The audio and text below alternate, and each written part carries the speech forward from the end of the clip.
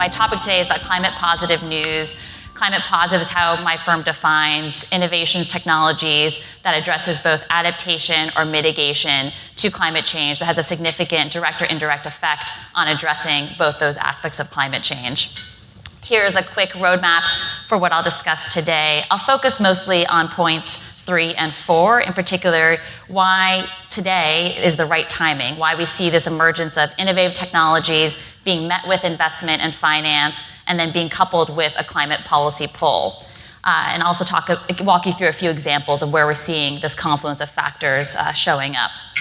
Before I begin, just a quick sort of addendum to what Phil had mentioned, just to give you a sense of, from the technology, policy, innovation space, what my perspective is on this. I spent my career focused on policy transformation, wearing different hats, whether it's an advocate, a legislator, a diplomat, and now as an investor. And a key theme that helped me hone in on what are those core components that ultimately are going to drive a successful endeavor in innovation and technology and really help entrepreneurship scale globally are a few things. So as an advocate, this was back in 2004, 2005, where there was growing public awareness about climate action, but not a significant amount yet, and there certainly wasn't any political will. And therefore, it was very hard to see a policy transformation happen. But then when I moved into the legislative branch, you started to see more political will, more public awareness, but there really wasn't ultimately, there were still political divides, so we ultimately were not successful in moving forward climate policy such as cap and trade legislation or carbon capping legislation. Then finally, when I was at State Department, you had a confluence of political will matched with a growing public awareness and a heightened sense that we need to take action on climate change. And through that, we were quite successful in moving policy transformation and policy change. Things such as the Paris Agreement, which I'll talk about later today, as well as areas where we got more public capital into R&D, innovation, and things like that. And now as an investor with Princeville Global, or Princeville Capital rather, and our fund Princeville Climate, we're really focused on this growth stage investing. How do we find these technologies? So Hazel is a good example. As they continue to grow, how do we find technologies like Hazel and grow them into even more markets, help them expand globally, and really showcase kind of commercial scale, exponential growth on impact. And that's really where we're focused as a fund. Princeville Climate, we're growth stage investors and really driven by the idea of impact, strong impact, and strong returns for our investors. So with that, let's get started. Oh, we went the wrong way. I thought I was going the wrong way, I did. So today is obviously a growing urgency to address climate change. Let me walk quickly through that. This is the graph that many of you have seen to talk about the urgency. One thing I find particularly shocking about this graph, to put it in context for a lot of you who are actually teaching the next generation, if you're teaching someone who's around the age of 19 or 20, freshman, sophomore in college, shockingly to me, that person has lived in an environment where pretty much every year has been a record-setting or been among a record-setting year in terms of global warming temperature, which is because in the last 22 years alone, 20 of them have been one of the hottest on record. This is also contributing to extreme weather effects. For those in the California area, this was made predominantly clear this past year with the deadliest and the largest forest fires in state history. The state saw both hotter and drier conditions, which just created the perfect fuel for these sort of horribly large fires, which actually caused significant economic damage. Last year alone, California saw around $25 billion in economic losses due to the forest fires. So not only are you seeing a political will, a public sense of urgency, but there's also an economic urgency that's developing about why we need to start addressing climate and reduce these impacts. You're also seeing melting glaciers, particularly land-based glaciers, which contribute to rising sea levels and flooding. But enough about the bad stuff. This is about a positive conversation. So let's talk more about why today is the right time. We've got the urgency. So I'll focus a bit on this slide in particular about what the right mix is, and I'll walk through these different components. It's really this climate policy pull, the innovation in the technology space, coupled with investment and capital flowing, that's really making it the right time to act. And we're seeing this nexus today, so let's dig in. First, on the finance component. One of the key drivers to this unique moment for climate solutions is the massive growing market for low carbon clean energy solutions. Last year alone, we saw over $330 billion invested in global clean energy. And since 2010, we see about $2.5 trillion invested. And the forecast keeps getting better. Particularly in the clean energy space, a key solution to climate, we're looking at a forecast of $7.3 trillion by 2040 to be invested. So who's part of this investment ecosystem? Who's also excited by these figures? Well, businesses. Businesses are a large part of this growing ecosystem of investment. Major corporations are elevating the role they play in supporting climate action, whether it's by setting climate goals, contributing to low carbon growth plans, looking at clean energy solutions and more sustainable solutions in their own facilities, or frankly, building their own climate positive solutions in-house. Over 600 companies with 15 trillion, let's go backwards, with 15 trillion in capital have taken ambitious commitments. This represents, interestingly enough, a 10-fold increase of companies committed to bold action and climate change since 2015, which was when the Paris Agreement was reached. We're seeing also over 60% of Fortune 100 companies putting together renewable energy procurement goals. So what do these goals do? How does this drive a really exciting positive feedback loop? Well, take Google, for instance. Last year, Google announced that the year before, 2017, the total purchase of energy from renewable sources exceeded the amount they had purchased from non-renewable sources. Google now is considered one of the largest purchasers of renewable energy worldwide. And this announcement is part of a wider trend where these energy-intensive industries are making these commitments to purchase more clean energy. So how does that work? You get a company that sets a signal to demand more clean energy, more renewable power. It's putting pressure to deliver that, making innovations and technologies come to scale to meet that demand. It's driving investment into the solutions, which is creating more demand. And this demand is also being met on the side of investors as well. These are some examples of companies that are taking these actions, and these are examples of some of the investors in the mix that are also recognizing they want to start to invest in these solutions, make sure that their portfolios are targeting more towards climate solutions and clean energy as well. So that's about the first bubble, if you will, the finance and investment piece. The next piece I want to talk about is the policy piece. We're in Washington, D.C. Obviously, my background is policy. I'll be biased on policy.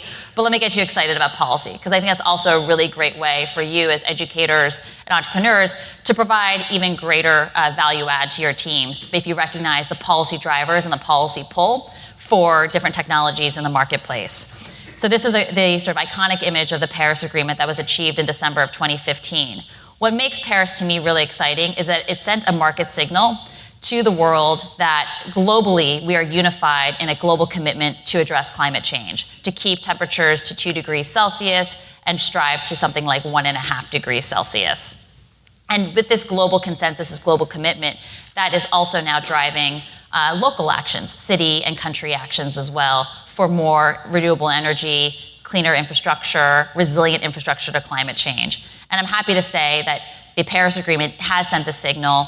We've seen about 1,200 climate change laws passed, and that's just up from 60 about 2 decades ago. But it's not just the collective action, as I mentioned. It's also happening at the country and city and local level. Let me walk through a couple examples. China.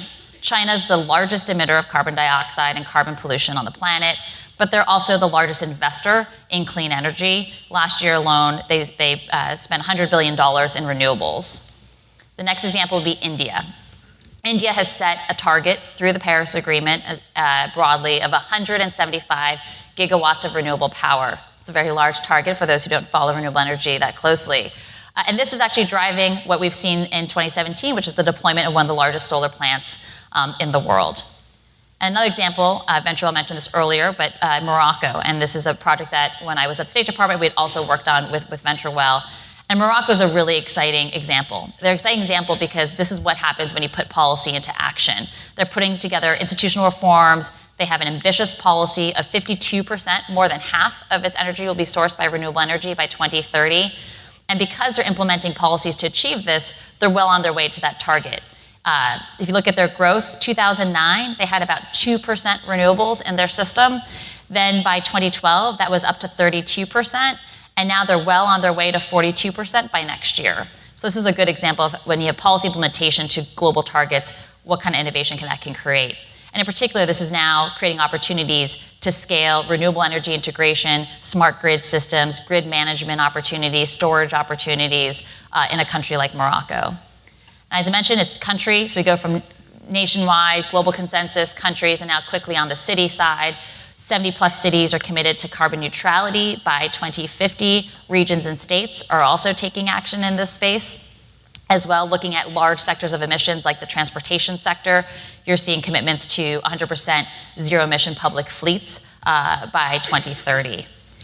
Now, let's just get the elephant out of the room, which is, this is all great, you're talking about other parts of the world, but what about the United States? I'm hearing a lot about sort of a ho-hum environment, if you will, about what's happening in the US. And I'd love to change your mind on that for those who are feeling a little bit like the US might not be the ripe opportunity at this moment in time. In particular, because what I call this rhetoric versus reality, what you might be hearing or perceiving, and frankly, the way I see it in reality and what's actually happening in place. So the first the first kind of comment often I get told or asked is, well, the US has said they're withdrawing from the Paris Agreement, so they must not be serious about climate action. Well, the reality is twofold when it comes to the Paris Agreement. The first is, despite the US making an announcement to withdraw, the rest of the world has moved ahead. Over 195 countries have all committed to the Paris Agreement and are actually moving forward with their commitments. They're putting out policies, they're putting forward nationally determined contributions of how they're gonna achieve their Paris commitments, and they're not stopping. The second piece, a bit technical, and I'm a lawyer by training, so let's get a bit wonky here. We can't actually withdraw from the Paris Agreement until 2020, November of 2020. So we are still in for the time being, and we actually haven't withdrawn. Our team is still on the ground working on these issues. The second one you hear is that we are against climate and clean energy policies or against climate action. And this is another one I'd love to dispel a bit more and dig into. First of all, there is bipartisan support from the administration, in fact, for things like battery storage, grid modernization. But then, apart from the White House, we also have congressional support and bipartisan congressional support for clean energy programs, whether that's federal tax extensions for clean energy, or it's policies to promote something called carbon capture, utilization, and storage, ways to actually reduce the emissions footprint from certain technologies, and even policies to support innovation as well. That's coming out of Congress. So that's the other key piece I like to focus in on. And lastly, on the climate and clean energy piece, we also need to look at the state level. States are actually taking lots of actions to address climate and clean energy in the United States, and that's pretty significant. States like California, New Mexico, New Jersey, they've put in place policies and mandates for 100% clean energy bills that have passed. They're directing their utilities to set up energy storage mandates, energy storage targets, which is really opening up the landscape for those types of innovators in the energy storage business to respond to those mandates. And then lastly, decreasing investment. Again, here's one where it's an interesting week to be here in Washington. A budget has been put out by the White House a few weeks ago, and Congress is now starting to sort of chew on it and respond. The top line I think I'd love for you to leave here realizing is that the White House budget, which has not passed and has never passed yet to date, proposed a lot of cuts, which is where you hear this news from, that we're withdrawing investment. But in fact, Congress, bipartisan Congress, has responded in a very different tone. Last year alone, for instance, instead of cutting the budget of a key innovation ecosystem player, the ARPA-E, the Advanced Research, Advanced Research Projects Agency for Energy, Congress actually gave it a $47 million boost. Instead of cutting the budget of the Office of Science at the Department of Energy, Congress gave it a 16% boost. So it's really important to look at which budget lines were held flat, which ones were increased by Congress, because it's really contributing to the fact that there really isn't necessarily this overall decreasing investment in this space. And that's also not to overshadow what's also happening outside of the public sector. We're also seeing new stakeholders putting in finance and investing into this, whether it's the $68 trillion from asset managers around the world who've committed to support climate investment, or the fact that we saw over $330 billion invested in the clean energy marketplace. There is actually investment, and it's growing into this space, and we shouldn't be so glum about it. So hopefully that gets you somewhat excited to be here in Washington, in particular, too, today.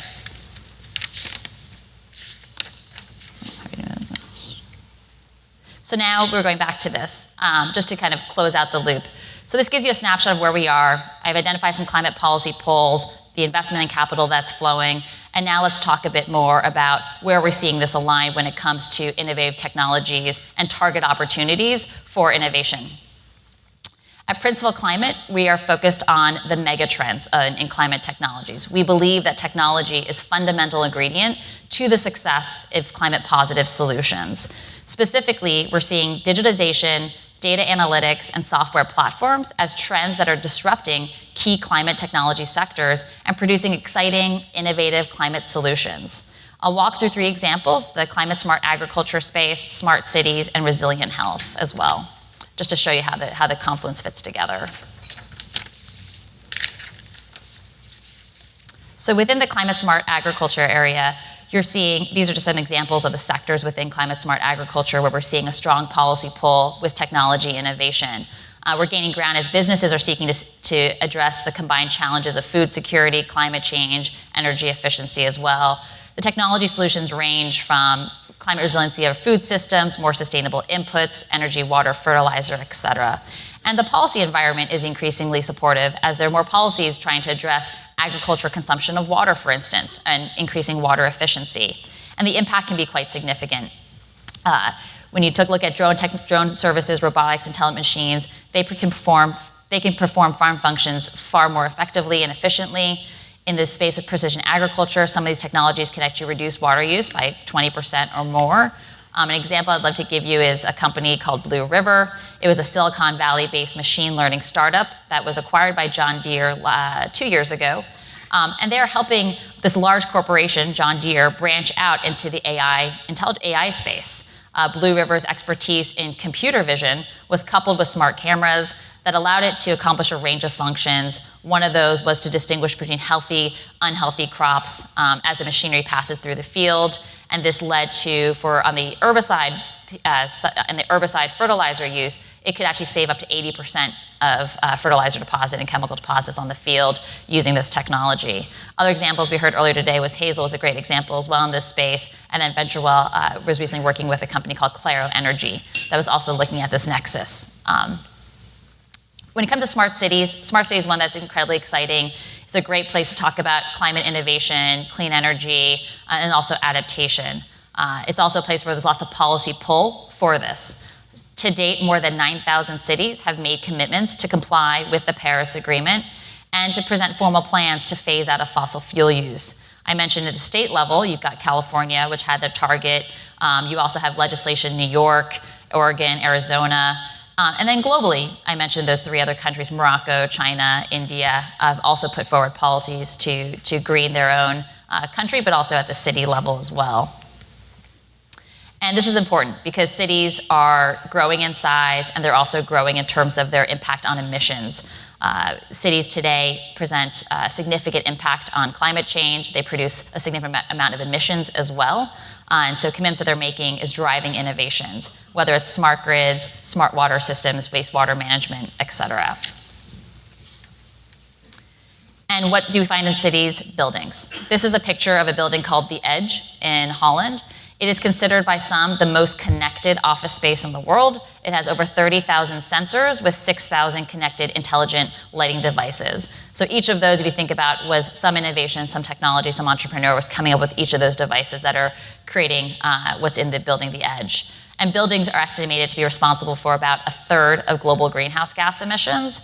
And through these different types of technologies, globally, according to a report by the UN Environment Program, we could see an energy savings of upwards of 50% through the building sector alone by mid-century. Also, demand for green buildings it continues to rise with strong policy support. About 132 countries have submitted targets for the Paris Agreement, which include buildings in their target or the building sector as part of their key issues. China has put forward an international green building standard as well, requiring at least half the new urban buildings to be green certified by 2020 in China. And this is a great opportunity for innovation and technology entrepreneurship. Also in smart cities, the cement sector. Cement is one where, for many of you who might actually be looking at teams that are more hardware focused, I've been talking a lot on the software side. Let me just share a bit about a hardware type of technology, cement. Cement, very ubiquitous, widely known. What you may not know is that it is a massive source of carbon dioxide emissions in the atmosphere. It single-handedly accounts for about 7% of global carbon emissions, according to the study by the International Energy Agency. So tackling this is really quite important. It also makes it the second largest industrial emitter in the world, only second to iron and steel industry. So there's a technology, there's a company that we know of that has actually created its own type of innovative cement technology where it captures carbon dioxide in the actual cement production. And because it's using CO2 as the agent and not water, it also has significant water savings. So you're seeing a reduction in water use, and you're also seeing a reduction in overall carbon emissions in the cement space, which is, again, a place where many may not think is just you can disrupt, and yet there are technologies today that are disrupting it. The last sector I want to talk about is resilient health. This is increasingly becoming more and more important as we see more extreme heat, extreme weather, and air quality is increasingly becoming on the front minds of many people if they look outside, the smog and the air quality issues. And again, you've got a policy pull too that I'll talk about in a second. On resilient health, in 2015, pollution was linked to over 9 million deaths worldwide, and that's equivalent to 1 in 6 deaths. And that is what's making pollution one of the largest environmental causes of disease and premature death in the world today. But then there are technologies like this, Molecule, and there's many other in this camp as well. Molecule is a technology that is both an air purification device, but also a sensor technology. It's both a hardware and a sensor device that's for the family home or for a personal mobile air use as well. Molecule is exciting because they're in a range of technology products like this, which are personalized air purification, and it makes sure that the air you're breathing is clean and it's healthy, as well as the air outside. And it's one of those things where if you've got a large building that has an air purification, industrial air purification, a device like this can also make sure that your room is also benefiting from that if there happens to be any issues with the system itself. There's also the policy signal for greater awareness and greater technology in the air pollution space. You've got cities and governments that are tracking air quality data now and sharing it publicly, whether it's via Twitter or their own website. In India, for instance, they have a new national clean air program that's targeting city-level pollution and air quality, and you need monitors and purification devices to verify what's happening in that space. And you're seeing expanded interest in monitoring and transparency of air quality worldwide. The good news for all of us here as well with these three sectors that I mentioned is that there actually is a growing and really ripe ecosystem supportive of technologies and innovators who want to get started into this space. This is just a very small snapshot of the types of incubators and accelerators that are out there and the grant programs and funding that can support those early stage investors who want to break into clean energy or sustainability types of solutions. So let me offer just a few concluding thoughts. The first is there is abundant opportunity for driving innovation and action to address climate change. The value drivers of today is that the world is changing, is really changing. I could say that's a typo, or I could say I meant to do that, but let's just embrace that I meant to do that. And there's pressure to shift countries to lower carbon trajectories that requires governments and the private sector to work collaboratively. And my fund is an example of that. You also see technologies driving down costs precipitously, and increasingly you see an alignment of investment mission for climate impact or sustainability with the types of technologies that are out there. So for those who want to know how do we capture these opportunities, it's really about trying to identify where is that policy pull for the type of technology and innovation that we're putting into the ecosystem, because that's really going to help put some wind in the sails behind that technology and that company to move forward. We're also looking at places where you see the alignment of both the deployment of capital, technology, and policy. And lastly, looking at this growing world of ecosystems and accelerators and incubators, how do we take advantage of that ecosystem to create these climate positive outcomes? With that, I'm happy to wrap this up and take any questions, because innovative technologies are delivering the solutions, but only together can we solve climate change. So thank you very much for your time today.